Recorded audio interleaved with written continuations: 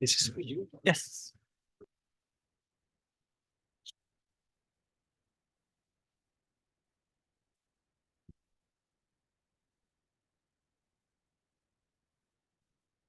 You have this laptop. If there are any questions on Zoom, then I see. It seems like that's for later. All right, later. Yeah. Okay. Since time, if there are, they will be displayed here. All right.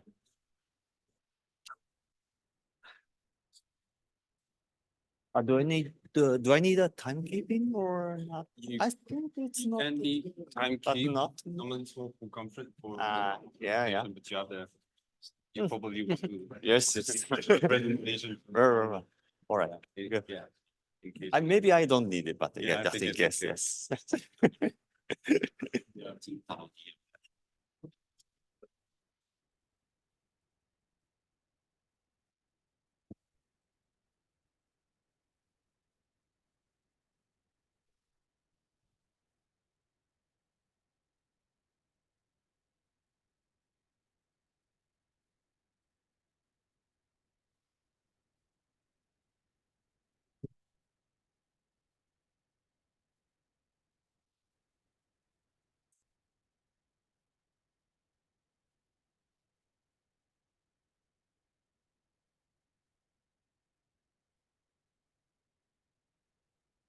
Okay, hello everyone. Good morning. So, and this is the first session of the FSE today, and this is a invited talk session. And I'm Kazuhiko Minematsu from NEC to chairing this session. And today, I'm very happy to introduce the Gaëtan Leurent. So let me describe brief shortly about his work and career. So he received his PhD from ENS Paris in 2010, and now he's a researcher at India in Paris. He significantly contributed to a number of cryptographic standardization competitions like SHARE3 and Caesar competition and the NIST lightweight candidate as well, competitions as well. And he made a significant contribution for both analysis and proposing the candidates among these standardization efforts. And his focus of cryptanalysis has also great diversity, and from modes of primitive analysis and from quantum analysis to the real-world cryptanalysis attacks.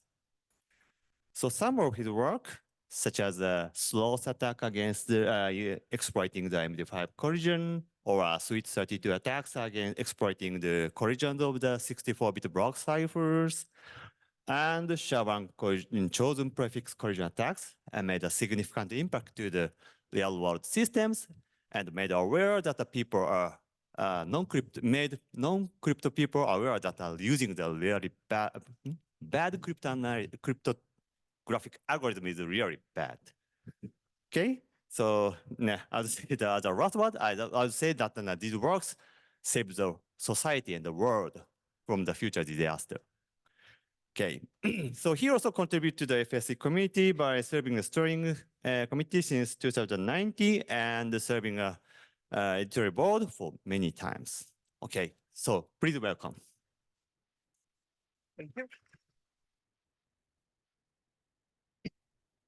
Thank you for the introduction, and thanks for the program committee to invite me to give this invited talk. I'm really happy to have this honor. And so today I want to talk about cryptanalysis beyond primitives.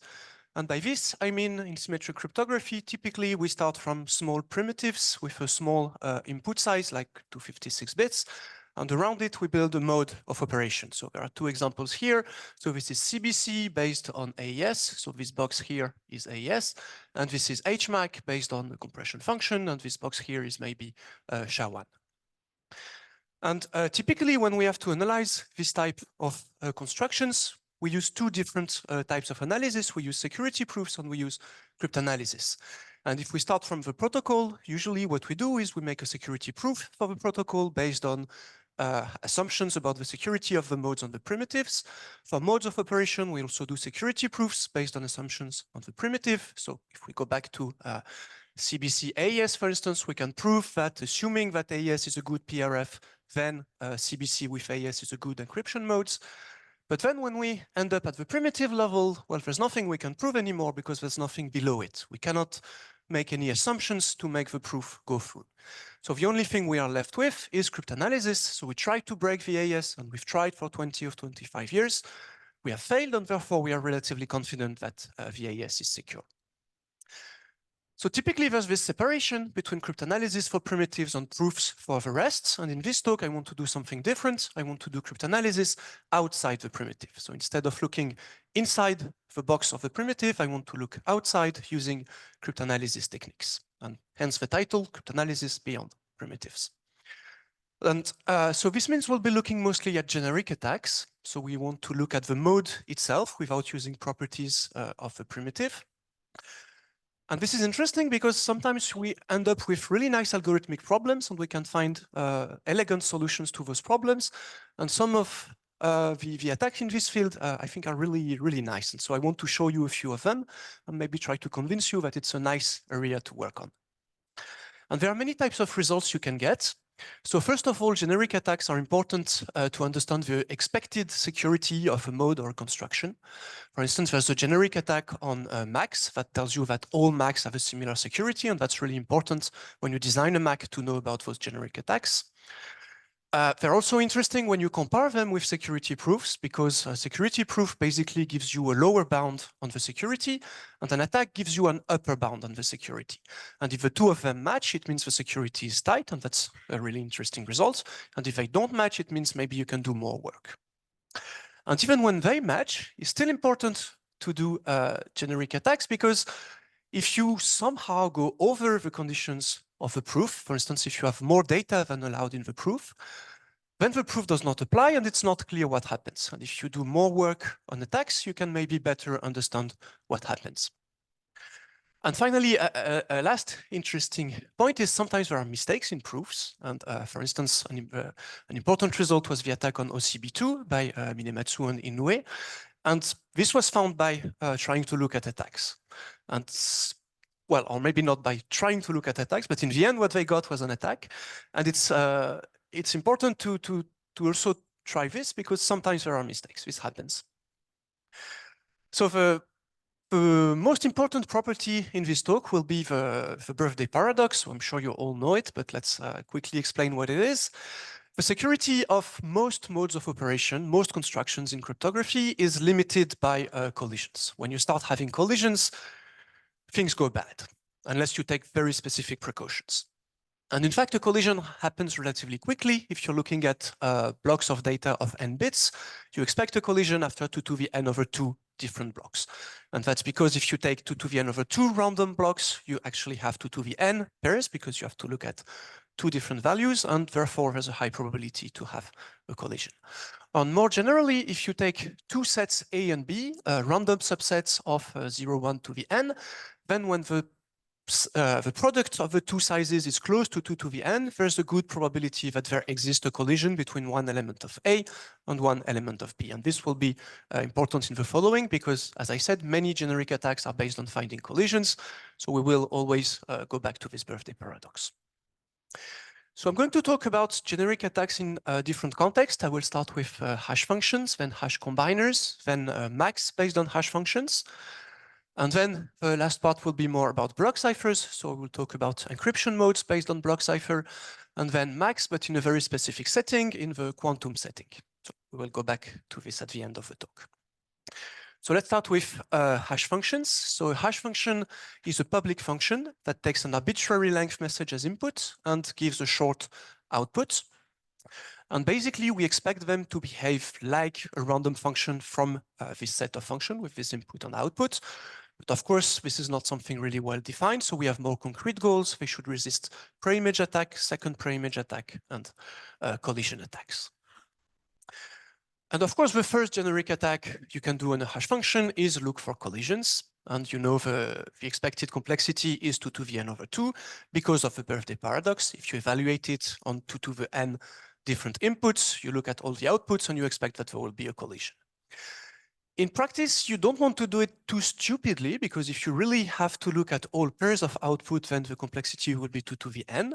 So you have to do it slightly more efficiently. And the simple way is to just take all the outputs, sort the list, and then you can just go through the list and you will see if there is a collision.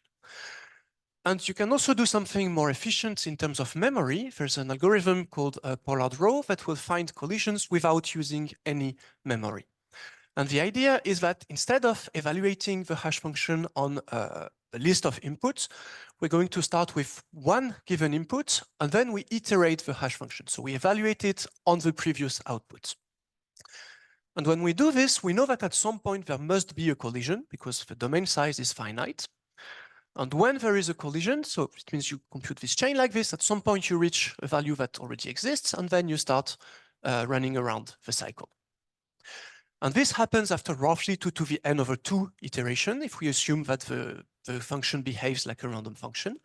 And we can efficiently detect the cycle using something like Floyd's algorithm or Brent's algorithm. I will not go through the detail, but in the end, the complexity is still close to 2 to the n over 2. There's a small constant factor. And the memory complexity is just 0, so this is extremely efficient in practice. So this is for generic results. Now let's look more concretely at a real hash function. So most hash functions use the Merkle-Darmstadt construction. So that's an iterative construction where you start from a compression function like this that takes as input an n-bit state and a block of message of r-bit and gives an output of n-bit again. And so you start from some initial value, and then iteratively you process the message blocks one by one. You update the internal state, and at the end there's some finalization function that takes the message length as input. And this is the construction that's used in SHA-1 and SHA-2, and some more recent construction use the sponge construction, but I'm not going to talk about this. And this construction is interesting because there's a very simple security reduction. If you can find collisions in the hash function, it means you can find collisions on the compression function. So if you look at it from the other side, it means that generically, in order to find a collision, you will have to work around 2 to the n over 2 operations. And similarly for preimages, there's a reduction. If you can find preimage for the full construction, it means you can find preimages for the finalization functions, and this should require about 2 to the n operations. So it's a nice construction, it's efficient, and it has good security properties. But there are also some issues. So it has good security properties for preimage and for collisions, but there are some other properties that are somewhere in between collision and preimage, for which we have efficient attacks that were not completely expected. And there's been a lot of work on this around 20 years ago, starting from the multi-collision result by Antoine Joux. And in fact, there are different types of structures you can build that can give you some unexpected properties. So a multi-collision is a large set of messages so that they all have the same hash value. And you can do it efficiently, and this is not expected for an ideal hash function. You can also find chosen prefix collisions, so meaning collisions with some extra structure, where you are given 2 prefixes and you must turn them into a collision. And this can also be done efficiently. And in fact, this is a generic result, but it's also interesting to see that you can do more than just arbitrary collisions. And the diamond structure is kind of a generalization of multi-collision and chosen prefix collision, where you are given a set of challenges, Ci, and you must find a set of messages, Mi, so that when you concatenate each challenge with the corresponding message, you get a fixed value. And this is also a very interesting result, and you can do it with a complexity that's essentially square root of the number of challenges times 2 to the n over 2, and that's a lot more efficient than you would expect for an ideal hash function. So I will talk in more details about the multi-collision attack because it's a really important result, and it's actually very simple. The way you build a multi-collision, you just start from the initial value of your hash function. You find a pair of messages that collide, so this takes about 2 to the n over 2 operations, and then you get an internal state after this collision. And from this value, you look for a new collision. And you repeat this process a few times, and so you have a sequence of collisions. And in fact, this is a graph, and you can take many different paths in this graph, and each path corresponds to a different message, and they all go to the same internal state, and therefore they all have the same hash value. So you have this really large set of messages, and the complexity to build it is just t times 2 to the n over 2. And in the ideal case, it will be a lot more expensive. It would be essentially 2 to the n to build this type of structure. And you can also do something slightly different.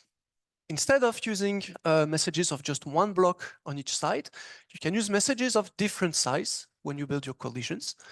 And then you still get a large set of messages by just taking different paths in this graph. So you have a large set of messages that go to the same internal state value, but all those messages have different length. So you have a large structure where you can choose a message of a given length and you will always get to the same value. And this is important because you can use it to find second preimages for Merkel-Damgard. That was a relatively surprising result by Kelsey and Schneier. We know that Merkel-Damgard is good for in terms of resistance to collision and preimages, but for second preimages, it's not so good, in particular if your challenge is very long. So if you're given a very long message and you must find another message with the same hash value, you can do it relatively efficiently.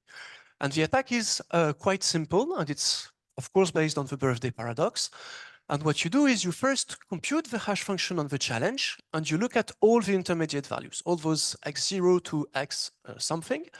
You have a large set of internal values because the challenge is very long. And then you start from the IV, you take a random block, and you try to see if you reach one of those internal values. And when you do, you actually have a path from the IV through the random block to the internal state, and then to the same hash value. So that's the basic idea. You can see it's slightly more complicated. There's this weird thing at the beginning that's actually an expandable message, because when you do this construction, you don't know in advance the length of the suffix that you're going to use, but you want the new message to have the same length as the challenge because the message length is used in the finalization. So you must be sure that you can adjust the length of your message at the end, and so you just start with an expandable message. And you get this attack with complexity 2 to the s plus 2 to the n minus s, where s is the size of the challenge. And so if this challenge is very long, the complexity is essentially 2 to the n over 2. And that's really, that wasn't expected. So you can see that the Merkel-Damgard construction has some issues. There was also a lot of work on dedicated cryptanalysis on hash function, in particular MD5 and SHA-1. And because of this, people have tried to use hash functions in a way that would be less sensible to attacks, to make something that would be more robust.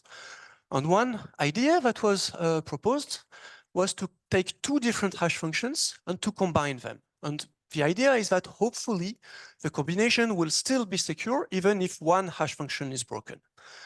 And maybe you also get more security than just using one hash function by using two. Even if the two are secure, you could hope that the combination is more secure than them individually. So that's the idea behind this type of construction. And it's used in practice in some settings. For instance, in TLS 1.0 and 1.1, they use a concatenation of MD5 and SHA-1 with the idea that maybe this will be more secure than MD5 and SHA-1 by themselves. And there are two natural ways to combine hash functions. You can concatenate them or you can XOR them. But when you concatenate, the output is larger, of course, and when you XOR, you still keep the same output size. So depending on context, one makes more sense than the other. Unfortunately, these combiners don't work so well. There are some generic attacks, and the first result was by Zhu in 2004 in the multi-collision paper. He showed that you can actually use multi-collision to break the concatenation of two hash functions. And this is a very simple attack and very elegant. What you do, so you have two hash functions, H1, H2, and they take the same message as input. And the goal is to find a pair of messages that will collide simultaneously for H1 and H2. And what you do is you start by building a multi-collision in H1. So you have a large set of messages that all go to the same hash value. And then you take all those messages, you evaluate them on H2, and if the set is large enough, you expect that there will be a collision. And then the two messages collide both for H1 and for H2, and the complexity is essentially 2 to the n over 2. So that's the same complexity as breaking just a single hash function. And you can also do similar tricks for preimages. So if you want to do a preimage of a concatenation of H1 and H2, you start with a big multi-collision. Then you take the final value after the multi-collision, this small x1, and you try to find a way to connect it to the target value for the preimage. And this defines a large set of messages that all have the correct value for H1. And then you evaluate H2 on this set of message, and you will find some preimage of the X2 part. And in the end, the complexity is essentially 2 to the n, which is a lot less than if you would try directly to attack the 2n-bit outputs. So those are generic attacks, and in some cases, you can combine them with dedicated cryptanalysis results, in particular, if you take the concatenation of MD5 and SHA-1, because both MD5 and SHA-1 are broken, and you can use those shortcut attacks to break the concatenation more efficiently. So if you want to find collisions for MD5 concatenated with SHA-1, the most efficient way is to start with a multi-collision in SHA-1, and for this you use a dedicated SHA-1 collision attack, so it will cost less than the birthday bound, which would be 2 to the 80. The cost will be around 2 to the 60 or 70. And after you find this multi-collision for SHA-1, you do generically evaluate them for MD5, and the complexity will be the birthday on MD5 to find the collision on the other side.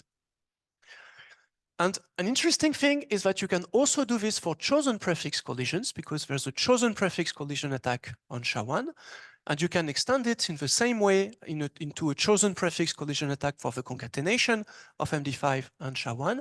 And this actually breaks TLS 1.0 and 1.1 because they use exactly this concatenation as a MAC to authenticate the handshake. So that's one interesting result where you combine dedicated cryptanalysis and generic attacks, and you actually get something that is applicable to a real protocol. Another case that can be fun is if you look for partial preimages for MD5 concatenated with SHA-1, and here the way to do it will be slightly different. It's better to start with a multi-collision in MD5 using the dedicated collision attack because this is much cheaper than on SHA-1. And then you can just, you have a complexity about 2 to the t if you want a partial preimage where you fix t bits of MD5 and t bits of SHA-1. And this is actually how you could win the F5E 2024 challenge from the RAM session using this combination of dedicated cryptanalysis on MD5 and generic attack. So that's this generic preimage attack. So to summarize on the concatenation combiner, what we get in the end is that the security is essentially the same security as using just one hash function. And that's a pretty surprising result from this paper by Antoine Joux. When you concatenate two hash functions, you get something that's actually has the same security as using just one. So let's look at the other combiner, the XOR combiner. So now the output is only n bit, and because of this, if you look for a collision attack, of course you can do it in 2 to the n over 2, because that's just the birthday bound on the output size. And there's actually a security proof also in 2 to the n over 2, so this is a tight result, and there's nothing more to say. But when you look at preimages, the situation is a bit more complex. The best proof we know is only up to 2 to the n over 2, but in terms of attack, if you do it naively, it will be 2 to the n. And this was an open problem for a while, and I will show you how we can do a preimage attack more efficient than 2 to the n. So the idea was proposed in 2015, and so the target is this construction like this. You have two hash functions, h1, h2, they share the same message, and then you XOR the outputs.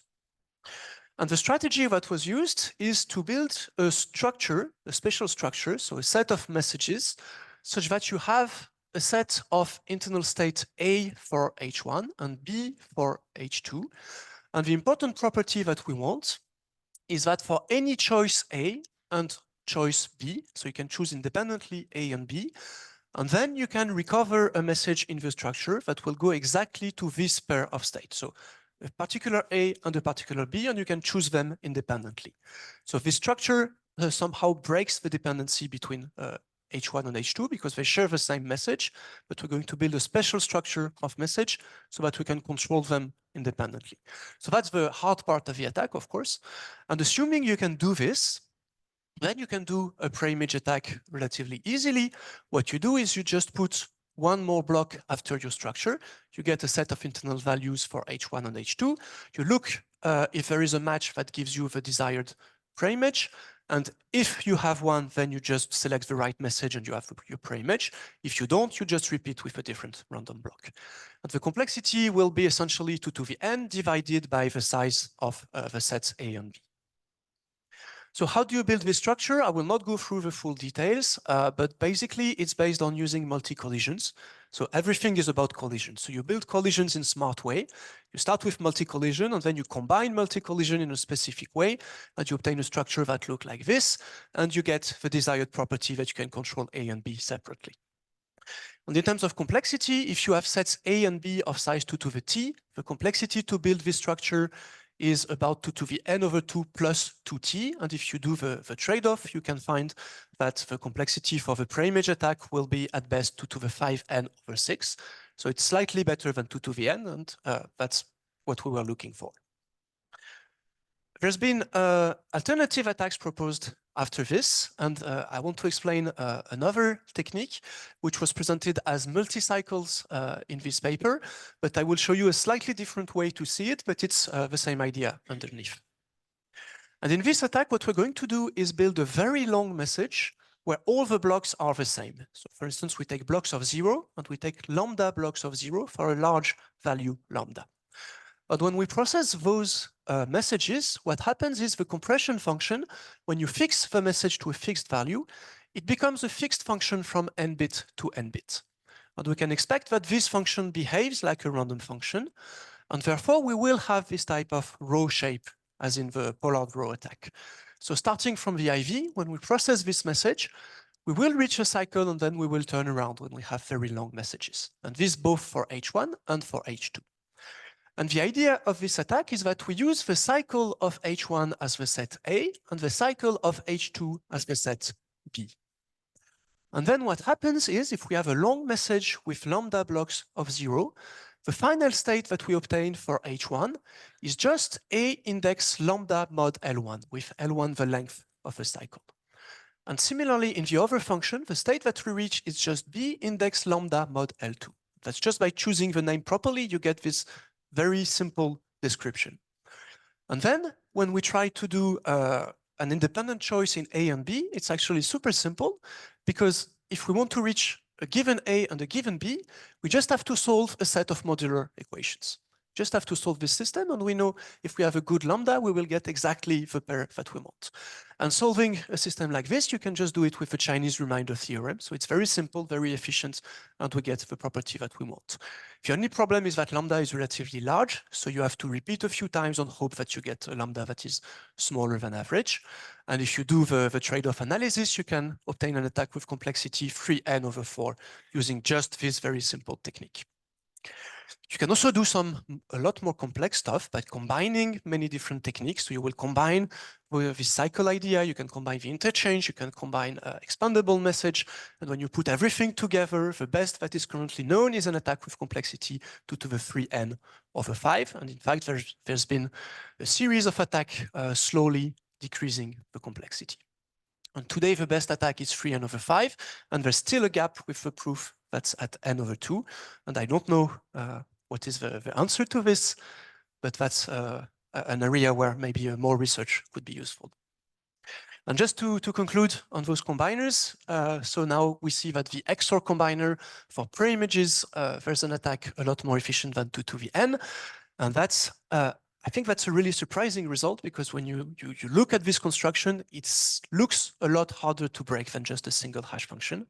And in fact, for pre-images, you get significantly less security than just using one hash function. So let's now move to MAC algorithms based on hash functions.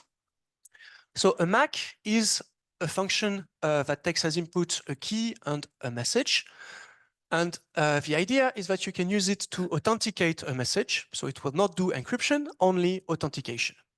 So when Alice sends a message, she computes the MAC using the secret key. She sends the message together with the MAC, and Bob can verify. In terms of security notion, the main security we expect from a MAC is that it should be hard to forge a message, meaning it should be hard to predict the MAC without knowing the key, even if you have access to an oracle. But you can also consider more stronger attack, like a state recovery attack, where the adversary tries to recover some internal state, or even a key recovery, which of course is stronger if you can recover the key. So most construction for MAC will be iterated constructions because, well, that's always what we do in cryptography. We don't want to deal with huge things, so we break them down into small pieces.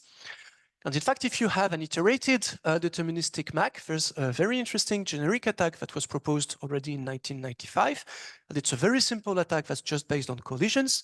What you do is you try to find two messages M prime so that you have an internal collision for the internal state here. And so since this is a MAC, you cannot directly check that it is a collision because you don't have access to all the internal values. For the hash function, there was no key, so you could just compute everything and verify. Here, you don't see directly this value, but if it collides, it will also collide in the MAC, so it's something that you can detect. And that's good enough to make it work. So you start by finding this internal state collision, and then you just put one more block of message afterwards, and you know that the collision will be preserved. And this means that the message MC and M prime C, they will have the same MAC, and so you can do a forgery attack by just querying one of the message and guessing that the other will have the same MAC.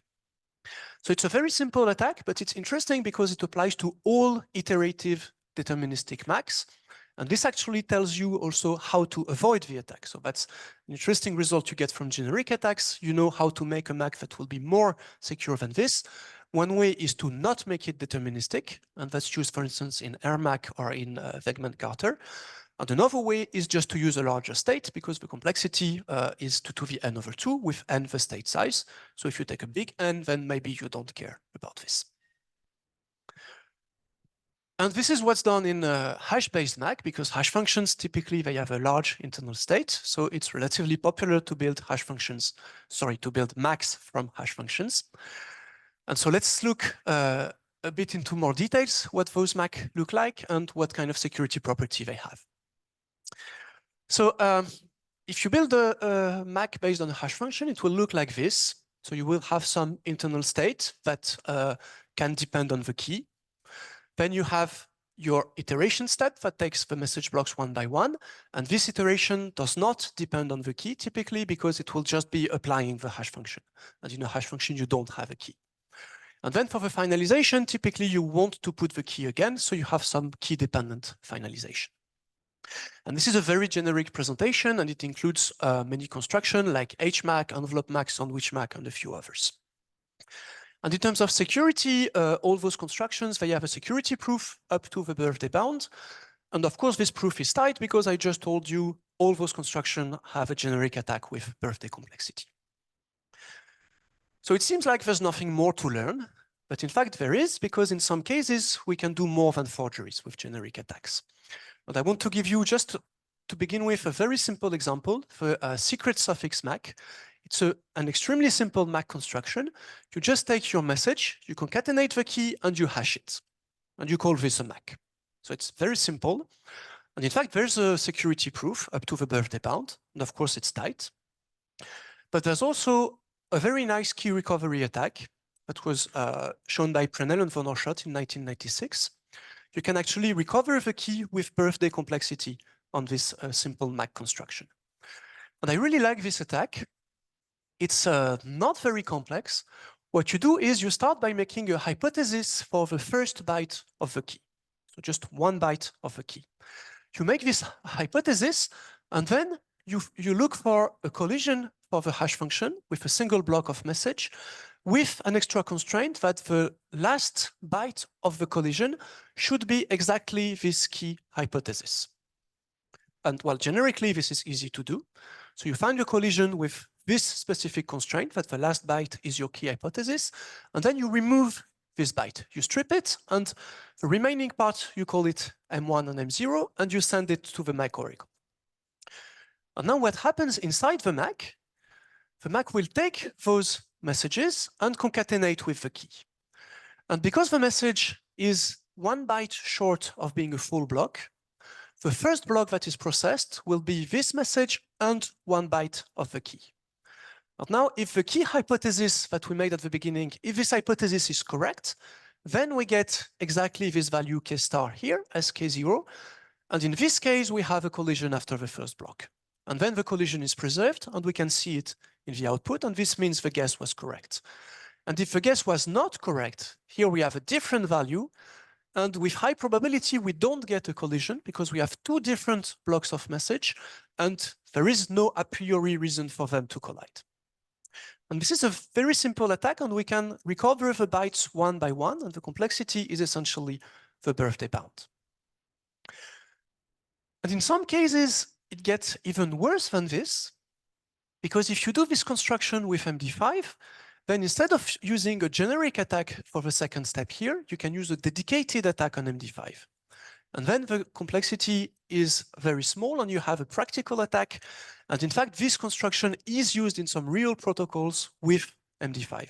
So that's a really nice case where you can see, well, the initial idea is there's nothing to learn because we know the superproof is tight, but actually we can do better. We can do a key recovery rather than forgery. And in fact, in some practical cases, we can use dedicated cryptanalysis to make this even more practical.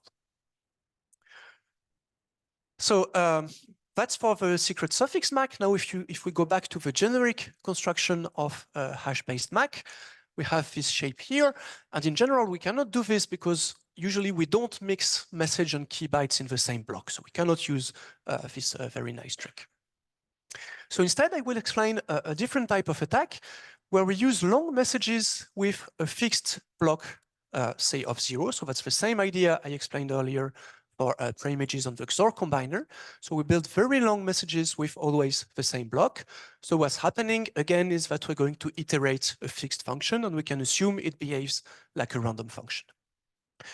The difference is that here there is a key, so we cannot observe the values in the middle, and we cannot directly know where we are in this graph of iteration.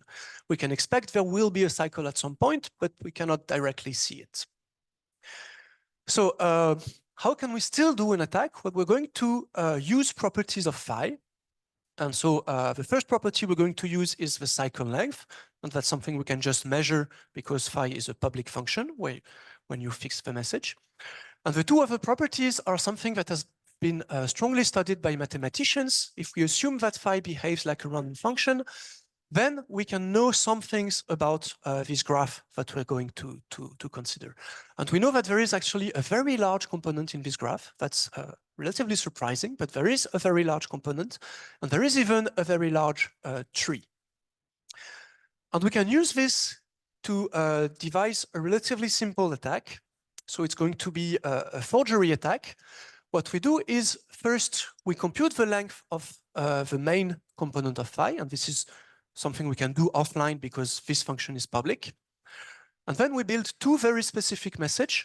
One message with exactly 2 to the n over 2 blocks of 0, and the other with exactly 2 to the n over 2 plus L blocks.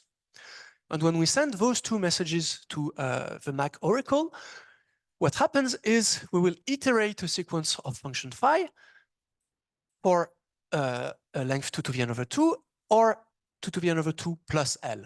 And we will get a collision with high probability if those 2 events are true. So if the starting point is in the main component, so that the cycle is the correct one with length L, and if the initial point is close enough to the cycle, so that with 2 to the n over 2 iteration, we actually reach the cycle. And this happens with high probability, and we will get this collision. So I'm actually cheating a little bit here. It's slightly more complex because at the end of the MAC, usually you process the message length, and those 2 messages, they don't have the same length. So the collision will not be preserved through the finalization function. But there's a solution to solve this. one solution is to go to the cycle twice, so that we can add one turn of the cycle either the first time or the second time. And then we have two messages that are shown here that have the same length, and with high probability, they still collide. And this is a very interesting result because it's actually a very strong attack. We build those two messages, M1 and M2, without any information on the key. We don't have to talk to the oracle to build those two messages. We only have to do offline computation using the compression function, which is public. And this means it's actually an attack against the universal hash property of HMAC. And that's quite interesting, I think. But we can even go further than this, because as I told you, there is a giant tree in those functional graphs. And this means that with high probability, the first time we reach the cycle is at one very specific point that we can detect offline. And this is just because of the shape of those graphs. So what we can do is offline recover the value that is the root of a giant tree. And then when we make queries to the MAC oracle, with high probability, the first time we reach the cycle will be exactly this value, and we can recover it doing just a binary search to measure how many blocks we need to reach the cycle. And by doing this, we get a state recovery attack with birthday complexity. So this shows that all those hash-based MAC, with birthday complexity, we have more than just a forgery, we have a state recovery attack. And actually, in some cases, we can do even more than state recovery. We can do key recovery. That's only for some specific hash functions if they include a checksum. And this is the case of the ghost standards. And they have this additional checksum where you compute the sum of all the message blocks, and then you use this somehow at the end of the function. I will not go through the details, but if you first recover some internal state, then you can use this checksum to recover the key, because this checksum will contain both the key and values that are controlled by the attacker, because that's message blocks. And using this, we can do a type of related key attack, like a generic related key attack. And we can actually recover the key with complexity 2 to the 3n over 4. And that's very surprising because this checksum was added to make the function stronger. And it seems to make it makes the function more complex at least. And usually more complex means stronger. But in this case, actually, no, it's a weakness. When you use it in HMAC, you have a key recovery attack with complexity a lot less than you would expect. So yeah, that's just a summary. So we know in advance that the proof is tight, but for those specific functions, we can actually go further than just the generic attack. So let's move to the next part. So I will now talk about block ciphers rather than hash functions. So for block ciphers, there are two main modes for encryption, CBC and CTR. They are both widely used. CBC looks like this. So you start with your first message block, you XOR an IV, you encrypt, and then for the next blocks, you XOR them with the previous ciphertext. And this is a quite widely used mode. There's a security proof up to the birthday bound, of course, and there's also a well-known attack that matches the bound that is based on collisions. So what you do is you take a very long message, and then you look at the ciphertext blocks, and with high probability, at some point, you will have a collision. And when there is a collision, so you have, for instance, C2 equals C5, you know that the input of the block cipher must also be the same. And the input, that's the sum of one message block and one ciphertext block. So if you rewrite it, what you get is you get information on the XOR of two message blocks by just looking at the ciphertext. So just looking at the ciphertext, when you start having collision, this gives you information on the plaintext message. The counter mode is quite different. A counter mode, what it does is essentially build a stream cipher out of your block cipher. So you just encrypt a counter and you use this as a key stream. So you're going to XOR the output of your block cipher with your message block, and this gives you the ciphertext block. Of course, there is a security proof up to the birthday bound, and there is also a matching attack. And in this case, it's a distinguisher. And the attack is also based on collisions, but it's very different from the counter, so from the CBC case, because in the counter mode, the input to the block cipher is just a counter. So the input never repeats. You never have an input collision. Therefore, you never have an output collision. So you cannot expect to look for collisions. But in fact, this gives you a distinguisher, because if you have a long message and you know both the plain text and the ciphertext, you can recompute the value here, that is the output of the block cipher, and you can verify that there are no collisions. And for an ideal encryption, there should be collisions at some point. But for the counter mode, there are never any collisions, and this gives you a distinguisher. So we have those two modes. They both have security proof up to 2 to the n over 2 blocks of data. Both proofs are tight, but they give very different information. In the CBC mode, we have plain text information just by looking at the ciphertext. And in the counter mode, we have some information, but that's really hard to use because it's an inequality. So it seems a lot harder to use, and the thing that's easy to do is just a distinguisher. You observe that there's a lack of collisions. So this is from a more theoretical side. What happens if we look more practically? So how are those modes used? So the birthday attack, they tell you that the block size is an important parameter, because when you have more than 2 to the n over 2 blocks of data, you start having problems. And n is the block size. And typically, the block size for a block cipher will be 128, like for the AES. But there are also older block ciphers, like Blowfish or Triple Des, which have a block size of 64 bits. And in this case, the birthday bound is just 2 to the 32 blocks, and that's around 32 gigabytes. And 32 gigabytes, that's not a lot of data, right? That's just like streaming a movie on your phone. So how bad is it really in practice? Is it really a problem that we use those block ciphers and that we have potentially a large amount of data? So we looked at this some years ago in 2016, and we found out that at the time, there was a non-negligible use of those small block ciphers. In particular, in HTTPS, there was around 1 or 2% of the connection that were using Triple Des. And another application was OpenVPN, so a VPN software for Linux, that was using Blowfish with CBC mode by default. So those two situations seems to be exactly the type of situation where we could have problem with this generic collision attack. And in fact, it is a problem, and we made an experimental demonstration of this problem. And what we did is we considered the beast setting, and that's actually a really nice setting for attackers. It is something that is also really practical. So the assumption is that there's somebody who's using maybe a laptop, so he's using a Wi-Fi connection.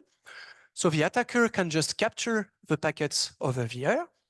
And we also assume that the attacker can somehow force the user to visit some website.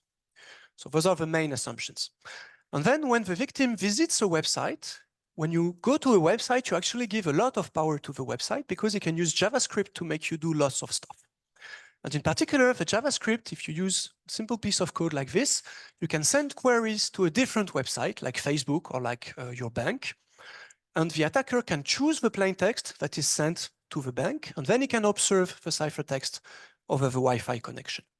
So that's a setting where you really have chosen plain text capability. So it's not just a theoretical model, it's also a practical setting.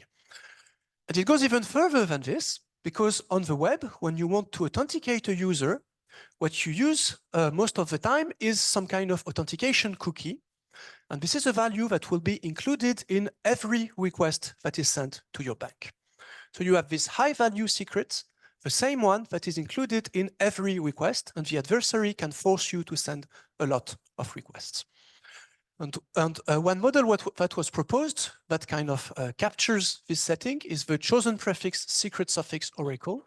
So you can assume you have an oracle, you choose some message, and you receive the encryption of a message concatenated with some value S, which is secret and that you try to recover. And in fact, in this model, you can directly use the collision attack on CBC because you just send a lot of queries that will all include the same secret S. And at some point, there will be a collision between the secret S, so the cookie, and something that you know, because you know some parts of the message. And when you have a collision like this, you can just deduce the secret. And so we did it in practice, and well, it just works. So that was not, I mean, cryptographically, this is not a surprising result, but in terms of practical impact, it's really important because it shows, please stop doing that. Please stop using those block ciphers, or at least if you use them, change the key very often, because that's something that they didn't do at the time. So that's for CBC. So the attack is really practical for CBC if you have a small block size. Now let's try to go back to the counter mode and see if we can do something similar. So I told you the counter mode, it looks really harder to attack, but how hard is it really? So we're going to use the same model, assuming we can choose part of the plaintext and that some other part of the plaintext will be a repeated secret S. So if we choose the plaintext to 0, it means that we can just capture some key stream, which is just the encryption of a counter. We're going to call those values A. So A is just the encryption of a counter. And we will also capture values B, which are the encryption of a counter XORed with the secret value S. So we assume we capture this. And then from all this data, we try to extract the secret, right? And in fact, what we know about this quantity of data is that the output of the block ciphers are always different. This means that the values A are always different from B plus S. So for all I and all j, S is different from AI plus BJ. And this, you can actually see it as just a nice algorithmic problem. You are given two sets A and B, and you must recover a value S such that for all A and B, A plus B is different from S. And this problem was already considered by McGrew in 2013, and he proposed a very simple algorithm where you just do a sieving. So you build a big array corresponding to all candidates, then you do all the XORs between A and B, and you mark them in the array. And at the end, there will be one gap in the array, and that's of course the secret. And in terms of complexity, you need about 2 to the n over 2 values for A and for B, and the time complexity is around 2 to the n. So together with Ferdinand, we proposed new algorithms for this problem. And the first one, we called it known prefix sieving. And what we do is we assume that we know in advance some information on the secret. So we assume that the secret starts with z bits that are fixed to 0. And with this assumption, we can build a smaller sieve because there are fewer secret values to consider, of course. And we can also do the sieving more efficiently because if we just sort the list A and B, then we only have to consider pairs that start with the same prefix on the z first bits. Because if you have the same prefix, then when you XOR them, you get a 0. And if you take z to be at least n over 2, then this sieving attack has complexity 2 to the n over 2. So with birthday complexity, we can recover information about the secret, assuming we have this initial knowledge. We also proposed a different algorithm where we don't assume anything. So for an arbitrary secret, we can also recover it more efficiently than 2 to the n. And here the idea is quite different. We're going to build buckets. So instead of doing a sieve for all possible candidates, we group them by buckets of 2 to the n over 3 different candidates. So we have 2 to the n over, sorry, 2 to the 2, that's here, 2 to the 2n over 3 different buckets, and that's the size of the sieve, and each bucket corresponds to the n over 3 elements. And now what we do, we take a lot of data, we compute all the XORs, and we put them in the correct buckets. And then with high probability, the bucket with the real secret will have fewer elements in it because it's not working anymore. Because one column in the correct bucket is empty because it corresponds to the secret. And in fact, if you do the analysis, you need about 2 to the 2n over 3 queries to make this work so that you have enough signal to recover it. So far, it doesn't seem very interesting because you have to compute all the XORs between A and B, and there are more than 2 to the n of them. But in fact, if you look at how they're computed, so you have this formula here, And this formula is very special because it's actually a cyclic convolution. And because of this, there's a magic trick. You can compute it super efficiently using the fast Walsh-Hadamard transform. And the complexity is only 2 to the 2n/3 to compute all those values. And then you recover the secret with complexity less than 2 to the n. And that's, I think, a really nice result. And in terms of application, what can we do with those algorithms? Well, of course, we can use them to break the counter modes. And more precisely, what we do, we consider the same beast setting as earlier, assuming we can control a little bit the message. And if we have this amount of control, we can also move the secret so that one block of data will contain some bits that we know and some bits from the secret. And we can do this by just varying the length of the queries that we send. And because of this, we can use the secret sieving algorithm, and therefore we recover the secret with essentially birthday complexity. And we can also apply this to the Wegman-Carter MAC, which is a nice MAC algorithm, and it's based on universal hashing. And in fact, we can write the recovery of the hashing key as a missing different problem. And therefore, we can use the fast convolution sieving to recover the hash key with complexity around 2 to the 2n/3. And this is the first attack below 2 to the n. So to summarize, we have the CBC mode, the counter mode, and in fact, they both leak data at the birthday bound, which is something that was not known before. But in fact, the security is very similar between the two, and those attacks are practical if you use a 64-bit block cipher. And how can you avoid it? Well, one way is to change the key frequently enough so that those attacks don't apply, or you can use a mode that offers that still is secure after the birthday bound. So let's move to the last part about the quantum setting. So I will not give you a course on quantum computing, but the idea is just that some physicists think that they can build a quantum computer, and they're actually making some progress. So maybe at some point they will actually do it. And if they succeed, this will have an impact on cryptography because a quantum computer can solve some problem very efficiently, in particular factoring and discrete log. On the symmetric cryptography side, the impact seems to be not so strong. The main result is that you can do exhaustive search of a key with square root time. And this is basically an attack on primitives. And so the question I want to consider now is, what about modes of operation? Can we use quantum algorithms to break modes of operation? And I'm going to focus on CBC MAC, which is a simple MAC algorithm that looks like this. Of course, it has birthday bound security, and of course, there's a matching attack based on collisions. And there's actually many different ways to do the attack, and one of them is shown here. So we're going to build two different sets of messages. One set A, where we start with a block of 0 and some value x, and a set B, where we start with a block of 1 and then some value y. And if we look at how the MAC is computed, we can see that there is a collision between a message A and a message B, if and only if the value inside the encryption here is the same on both sides. And this means if and only if x plus y is equal to encryption of 0 plus encryption of 1. So we can just query the MAC many times, look for collisions, and we deduce the value encryption of 0 plus encryption of 1, and we can use it for forgeries. In the quantum setting, it turns out that there is a very useful algorithm called Simon's algorithm that can find collisions very efficiently in some specific case. So it doesn't always work. You need a very strong assumption, which is written here. You need basically a function f so that you have a collision if and only if x plus y is equal to delta or x equal y.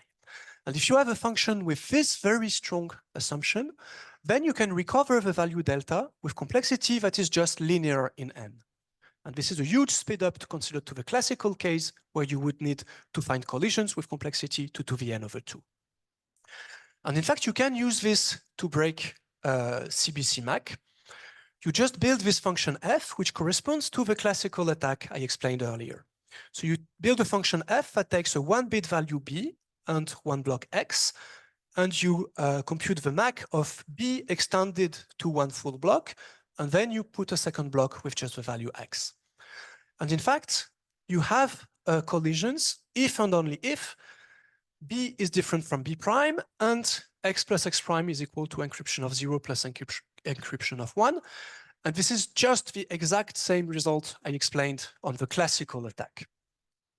This function f just corresponds to the classical attack, but we have these very strong structures that it collides if and only if you have a very specific difference. And therefore, you can apply Simon algorithm, you can recover delta, and you can build forgeries with only linear complexity in n. So to summarize, this attack applies to CBC MAC and also to many MACs that are standardized. Actually, most of them. There are some constructions that are secure, like HMAC, but most of the other MACs that are standardized are broken by this type of attack. And it's a very strong result. And it's also quite surprising because when you look at encryption modes, they are actually secure in the quantum setting. So most of the MACs that we use are broken, but most of the encryption modes are secure. So it's not a practical thing because we have this very strong assumption that we can make superposition queries. So it's not really a practical threat, but I think it's a really interesting result. So that's it about quantum attack. And let me just conclude. I think I'm a bit late.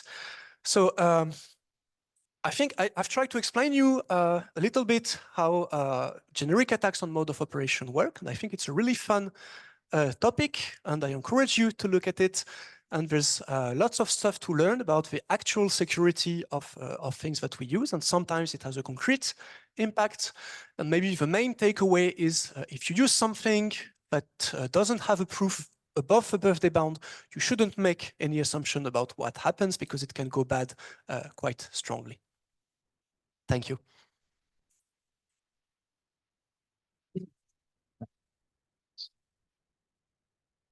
Thank you very much, Gaëtan, for the wonderful talk. So if you have any questions.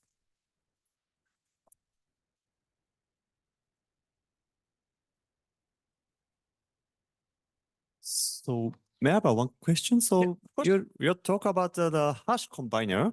Yeah. So there are, of course, the well-known combiners are the concatenation, that XOR. Yeah. And I'm wondering if there are any research efforts to build a better combiner that resists kind of these attacks. Yeah, that's a good question. So actually, there are generic results that show that it's impossible to build combiners with some desirable properties. So what you usually want, at least from a theoretical point of view, is a proof that if one function is secure, then the combiner is secure. And for instance, for the concatenation, you can see very easily that if one function resists collision, then the concatenation resists collision. Of course, that's pretty obvious.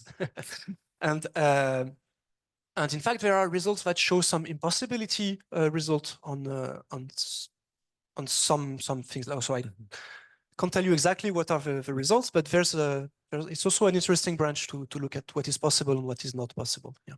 Thank you very much. Any other questions?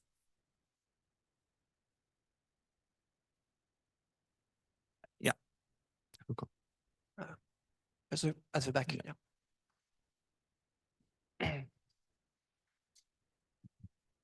So, according to my understanding, many of these results are, effective for MD construction. Do you have any comments on the sponge construction, or some issues can be addressed by using the sponge construction? Yeah, absolutely. I didn't talk at all about the sponge construction. And so there are also some results on generic attacks on sponge construction. For instance, there was a paper at Eurocrypt last year by Rachel and Henri and a few other authors, where they show an attack in the context of a decryption query on a Mac based on a sponge. And that's also some very interesting work to be done on this.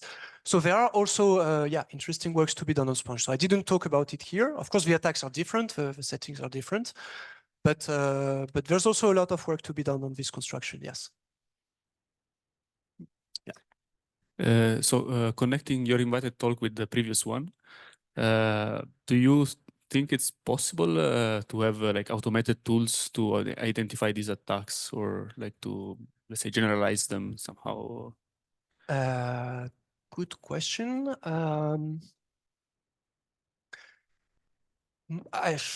Maybe for some attacks you can build tools, but the one I described here, it's like each attack is really something different. You need different ideas and to think about different ways to use the stuff. So I'm not sure you could build a tool that would integrate all those ideas and give you something new. I mean, you probably need to know the attack before building the tool, basically. For differential trails or linear trails, it's different because, I mean, we know what's a differential trail. It's just that we don't know how to find one particular trail.